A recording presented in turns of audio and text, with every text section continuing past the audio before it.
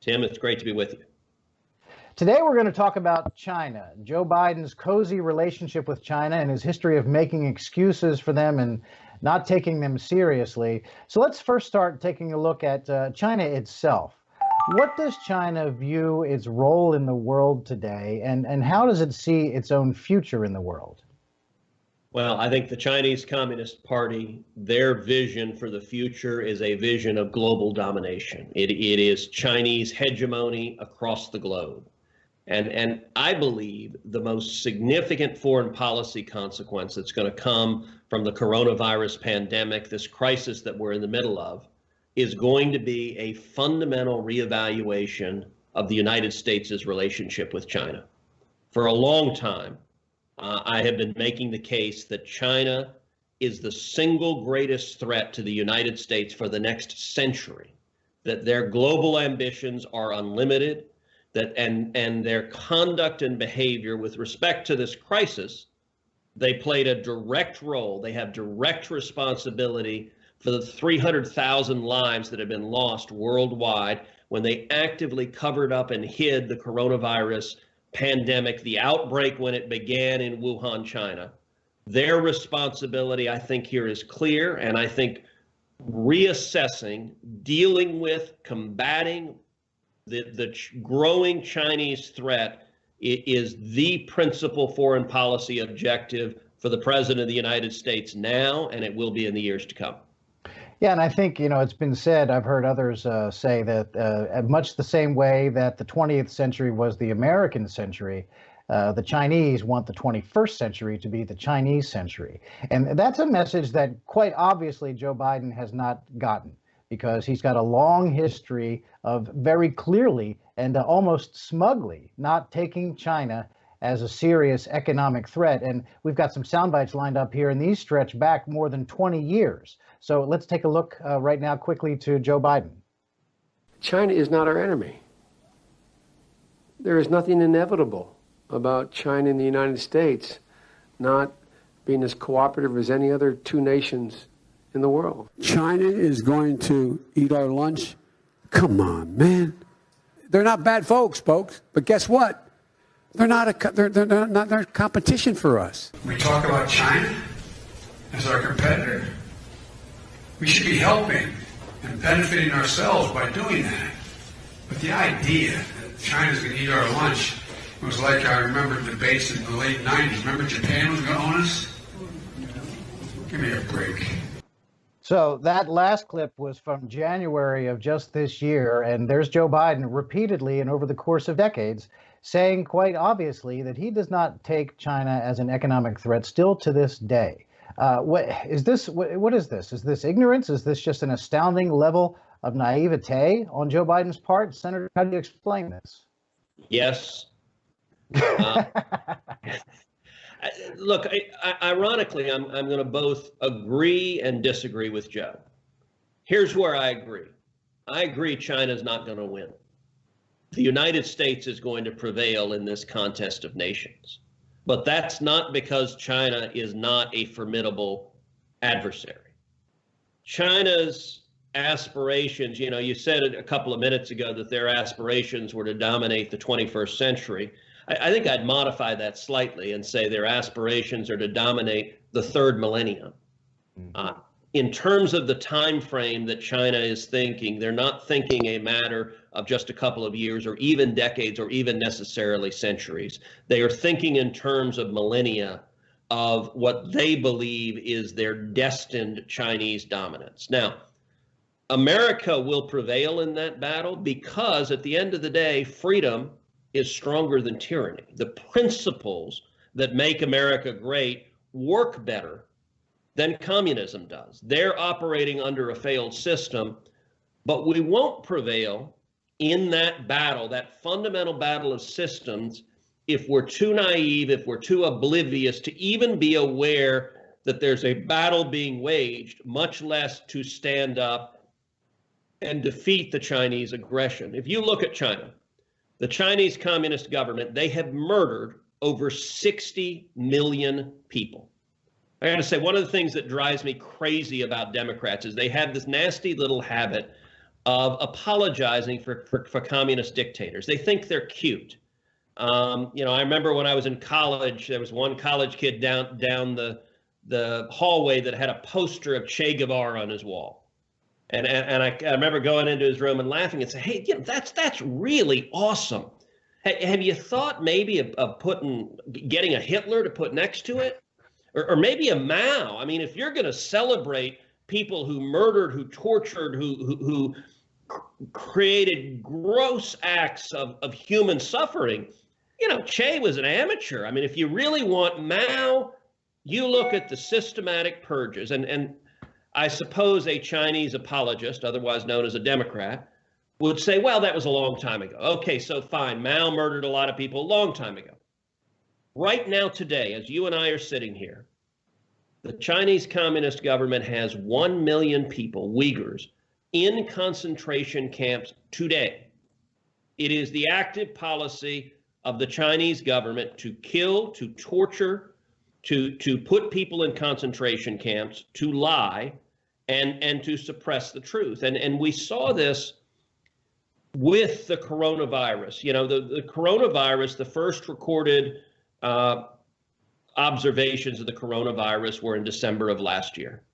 And there were a handful of really courageous Chinese physicians, whistleblowers, who spoke up and said, I'm seeing a new form of a SARS-like virus that's being transmitted from human to human. This is really worrisome. This is really dangerous.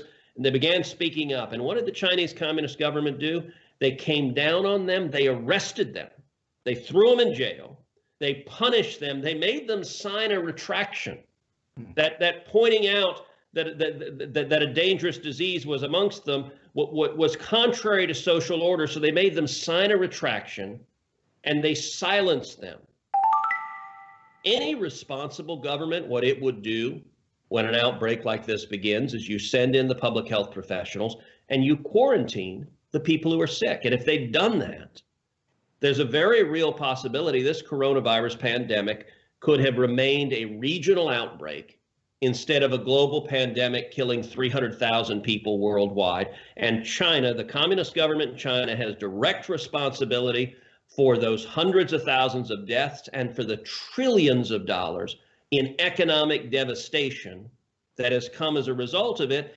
And sadly, Joe Biden's worldview on China is, you used before the word naive. I think that captures it well. It's hopelessly naive. Gosh, the Chinese, what could be the problem? Well, they're malevolent communists who want to dominate us, who want to conquer us, and who are perfectly willing to let lots and lots of people die, to lie, cheat, steal, and destroy. And that's part of their strategy. And I think that Joe is simply not equipped and doesn't even understand the threat exists.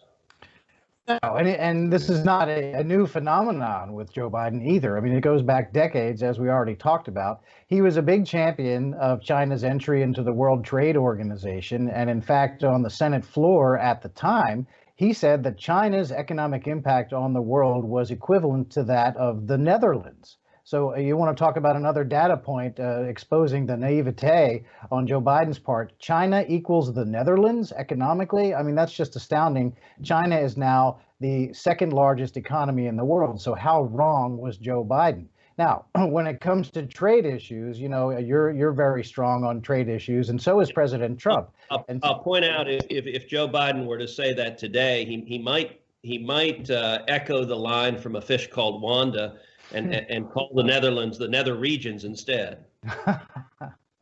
Yeah, classic. There's a classic reference you don't get all the time. A Fish Called Wanda. Excellent. But going back to the WTO and Joe Biden's just insistence that China needed to be included, here's President Trump's view on China's entry into the World Trade Organization and what it cost the United States. Here's the president. The United States lost 60,000 factories after China entered the WTO. This is happening to other countries all over the globe.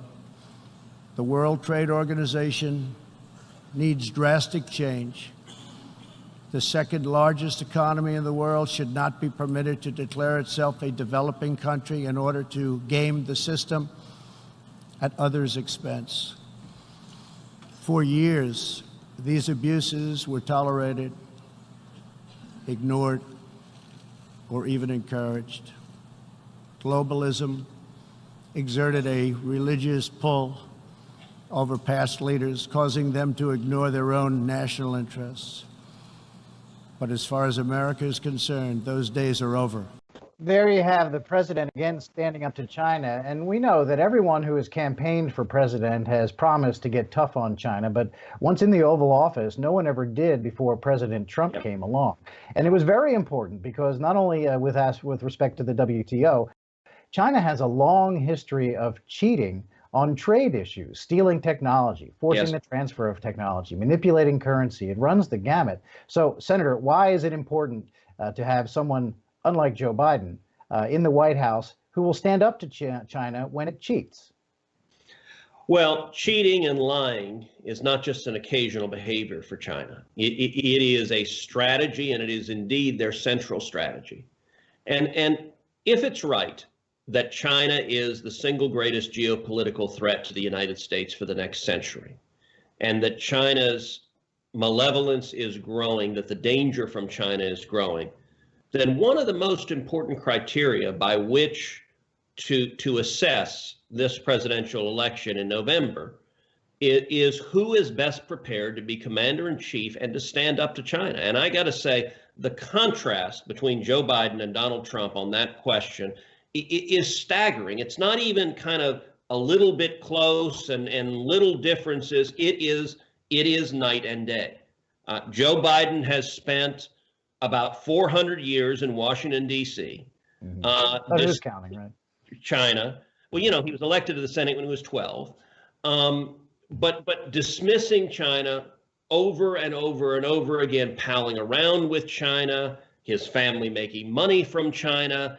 Joe Biden standing up to China is a null set. It is not going to occur. He could not give the speech we just heard Donald Trump give. Joe Biden could not read those words and say them out loud. On the other hand, look, when Donald Trump ran in 2016 and was elected and beat Hillary Clinton, one of the front and center objectives was standing up to China and on trade. Donald Trump stood up to much of the world, and I can tell you the president was laser focused on pressing back on China, which I very much agreed with him, that pressing back on China on trade was very important because China took advantage of us.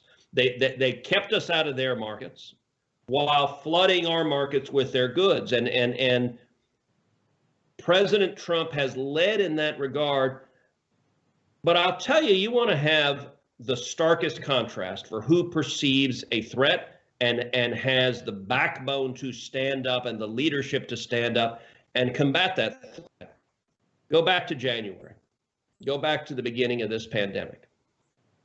China has been lying for a month about the coronavirus pandemic. Wuhan is getting worse and worse. The numbers are getting worse and worse. China's lying about it. China is telling the World Health Organization, which acted just really as a puppet, parroting the propaganda from the Chinese Communist government. They're saying that there's no human-to-human transmission. So January 14th, World Health Organization echoes that, says no human-to-human transmission of coronavirus. This is mid-January. The numbers keep going worse and worse. Meanwhile, at the same time they're doing this, China's doing several other things. They are, number one, allowing people to travel from Wuhan all over the world. So people are flying from Wuhan all over the world. They're flying to Italy. They're flying to Iran. They're flying all over the globe. China is also at the same time surreptitiously, secretly hoarding protective equipment, hoarding ventilators, hoarding masks, hoarding gloves. They begin, if you look at their purchases, they begin buying them in large quantities and they stop selling them abroad because they can see this pandemic coming and they don't want anyone else to see it. So they're stockpiling their own reserves while allowing people to fly all over the globe, potentially carrying the disease. Then January 31st, President Trump makes a very important decision, which is to shut down commercial air travel into and out of China. That was a decision I had urged the president to do. I spoke to him 2 days after he made that decision and encouraged him then. He asked me, what do you think of, did we do the right thing? I said, absolutely yes. This is dangerous. The risk in terms of lives is massive. Now, what was the effect of halting air travel into and out of China? A couple of months ago, I chaired a hearing in the Senate on the coronavirus, and we had experts from the CDC, from the Department of Transportation, and Customs and Border Patrol.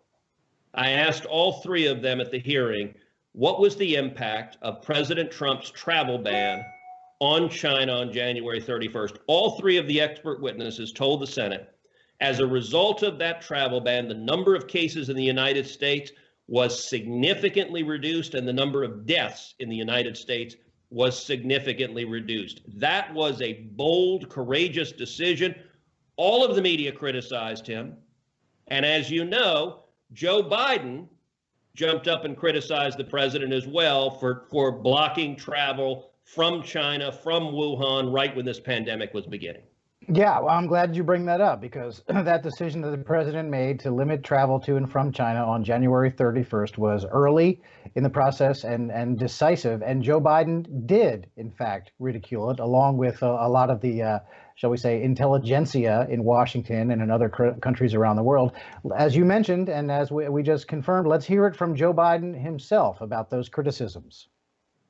In moments like this is where the credibility of the president is most needed, as he explains what we should and should not do. This is no time for Donald Trump's record of hysterical xenophobia, and fear-mongering. So there is Joe Biden sounding on top of his game, as always, very, very sharp there in those remarks. But again, as we were just discussing, this is not someone who was taking it seriously. This is not someone who was willing to endorse effective measures that the president was taking. This is someone who is doing nothing but taking advantage of an opportunity for purely partisan gain. I mean, when Joe Biden is out there on the campaign trail these days saying that, oh, I was warning the whole world about this in January and February, he was still campaigning normally into the second week of March. So we know all of that is not true. So, you know, how can Joe Biden, do you think there's any reason for anyone to take Joe Biden seriously when he talks about this issue? No, look, he's pretending he'll be tough now. But we know when the decision was made, the decision to halt travel into and out of China, that Joe Biden criticized it. He called it hysterical and xenophobic. Those were his words, blasting the travel ban. And by the way, Joe Biden wasn't an outlier in the Democratic Party. That's where Washington Democrats were. Nancy Pelosi, right after President Trump imposed the travel ban on China, introduced legislation in the House called the No Ban legislation to ban the travel ban. So that was the Democratic Party position. The New York Times ran not one, but multiple op-eds blasting the travel ban, saying it's unnecessary. The World Health Organization, the mouthpiece for Communist China, put out publicly a statement criticizing travel bans and saying travel bans are not helpful for dealing with these diseases. And every bit of that was a pile of crap. It was just wrong. And it was because all of them didn't perceive the threat and were unwilling to take the steps necessary to stop it. Now, the New York Times subsequently had this big expose where they said, well, some people were still allowed to travel into and out of China. And it's true, the travel ban did allow American citizens to return. They were subject to quarantine. They were subject to testing, but it did allow American citizens to come back. And, you know, it's all fine and good if you want to criticize the administration and say the travel ban should have been even stricter. That's not a crazy position to take.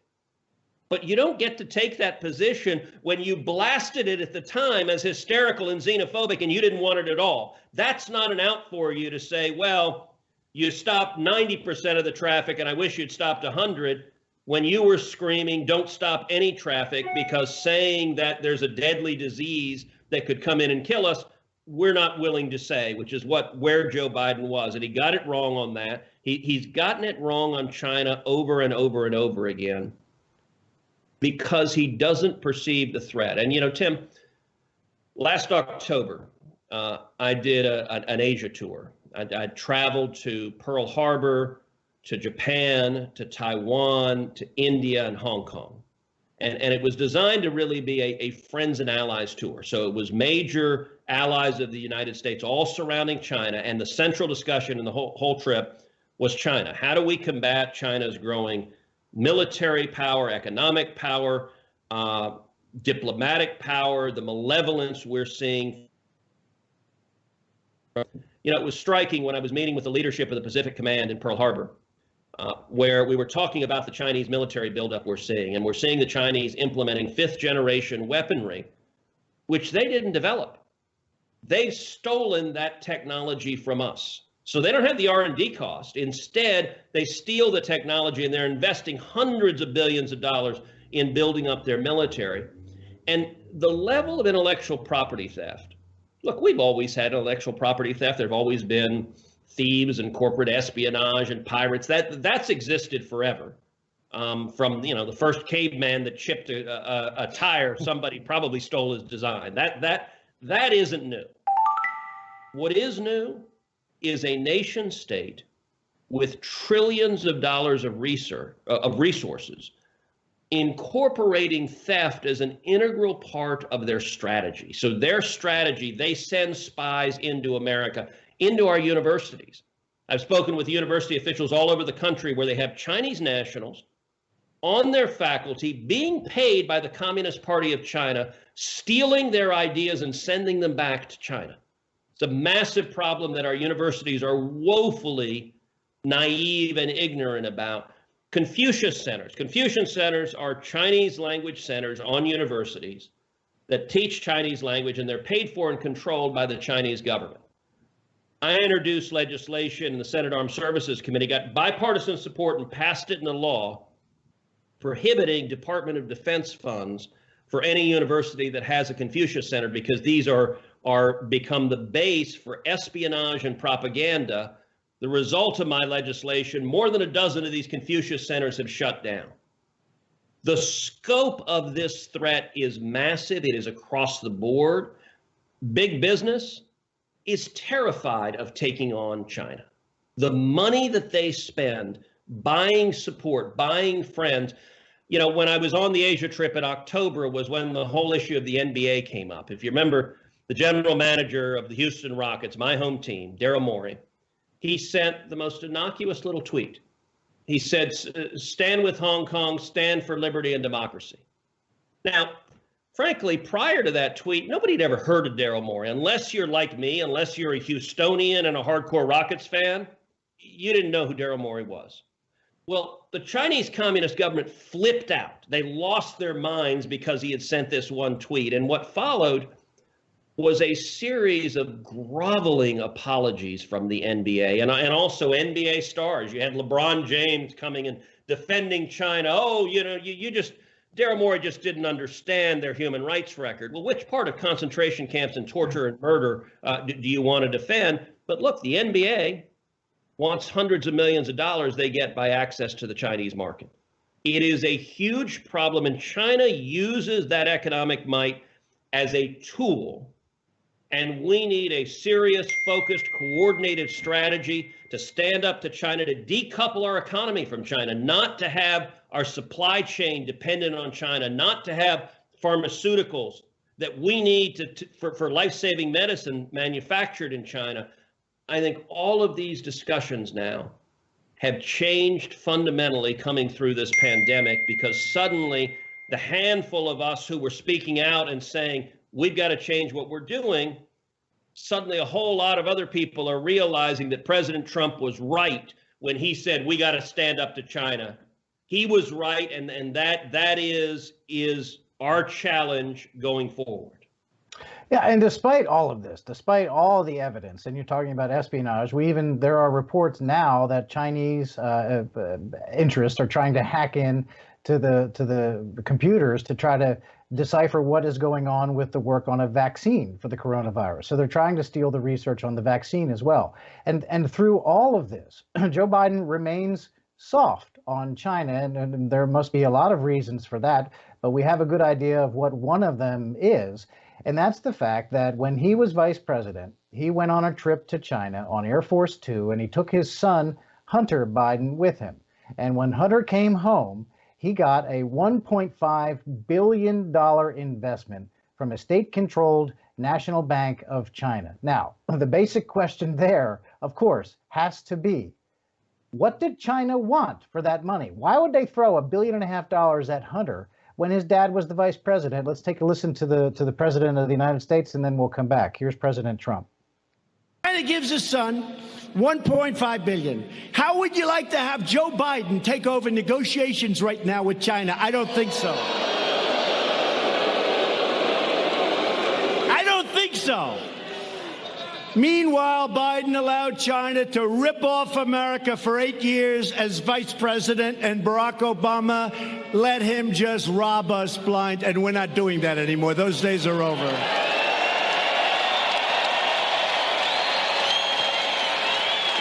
The Bidens got rich, and that is substantiated, while America got robbed. That's what happened. Sleepy Joe and his friends sold out America. They didn't have tough negotiations. I look at these trade deals, and I say, who the hell could have done this? If you had no business instinct, no business ability, if you had nothing, if you're dumb as hell, you wouldn't make these deals. They're so bad. I say, who made these deals? Who made these deals? But we're ripping them all up and redoing them, and they're going to be very good. Wait till you see what happens.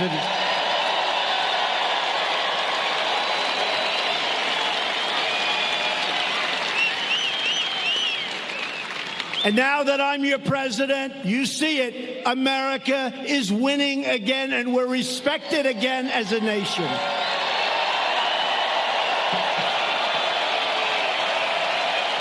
Hunter Biden got $1.5 billion in investment from a state-controlled bank in China, while his father was the vice president of the United States. I realize this is kind of an easy one for you, Senator, but why is that important?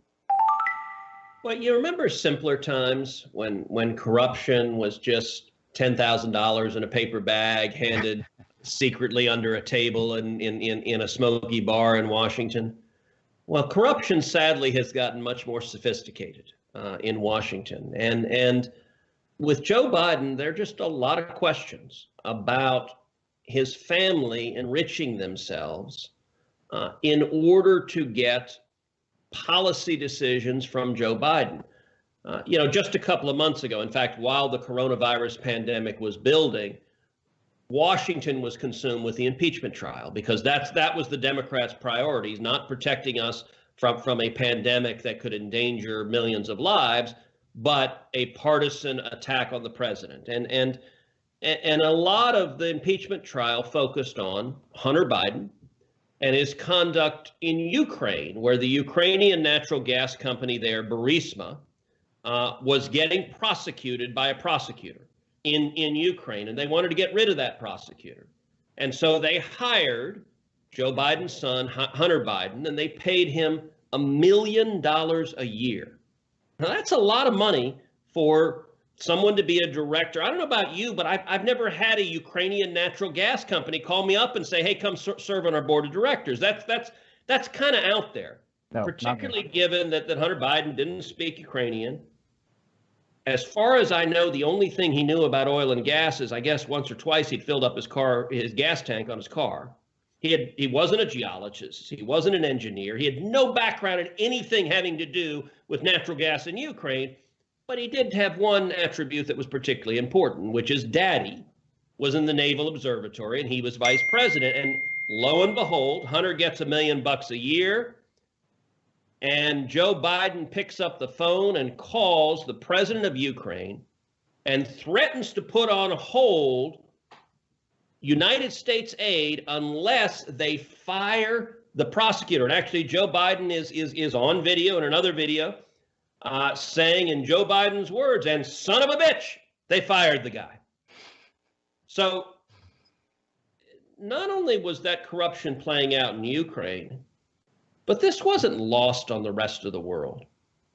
Imagine for a second, you're a totalitarian communist dictator. Imagine you have designs on global domination. Imagine you believe the next millennium should be the Chinese millennium. And you have a sitting vice president who basically has a for sale sign hanging outside, that it's clear that if you want to make friends with a vice president, shovel cash at his son Hunter. And look, Hunter, I don't know Hunter. By all appearances, he has led a very troubled life. But Joe is putting Hunter on Air Force Two, is flying him to China. If you're a corrupt Chinese communist dictator, you're saying, hey, wait a second. This guy, Hunter, really close to the vice president. He's his son. Boy, they're palling around on Air Force Two. And then Hunter comes back and says, you know, I'd really like $1.5 billion. Now, let me point out, that's one heck of an inflation from $1 million a year at Burisma to $1.5 billion. Wow, that's they've gotten sophisticated at this shakedown. And you're sitting there saying, well, I want to have influence with the vice president. Let's write a check. And to use Joe Biden's own words in a different context, son of a bitch, they gave him $1.5 billion. Now, all of those are facts. They're undisputed. The media won't cover them, but they're undisputed facts. Step back and ask, in what universe is Joe Biden going to be able to stand up with strength, with fortitude, and combat China? In what universe is Joe Biden going to be able to do anything were he elected president other than bow his head and continue being chummy with China, letting them eat our lunch, to use his phrase again? Now, look, China is not going to win, but it's not going to win by magic. The reason it's not going to win is because we're going to beat them, because we will be clear-eyed and strong and use American free enterprise to stand up to the commie bastards. And if Joe Biden's looking to get the next donation to his son's next business venture, I don't know where you go. He went from $1 million a year to $1.5 billion. You know, it's kind of like, to do another movie reference. You know, I don't know if Dr. Evil, the next contribution coming is $1 trillion. I don't know, but it ain't good.